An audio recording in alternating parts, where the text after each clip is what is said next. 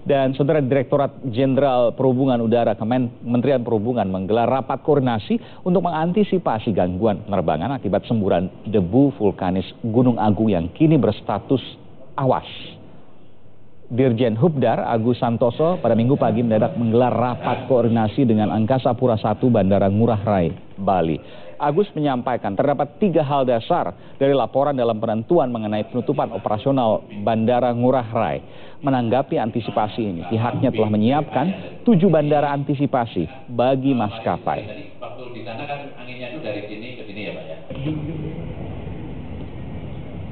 Gini, begitu ada abu vulkanis menyembur, itu kita sudah langsung dapat gambarnya kemana arahnya dan sebagainya. Nah tentunya kalau adanya airborne, kalau nggak ke arah bandara ya bandaranya nggak ditutup, masih bisa normal-normal saja gitu. Pak, berapa bandara yang disiapkan untuk sampai saat ini kami menyiapkan 7 bandara, tapi nanti kami akan menambah 2, yaitu di Manado dan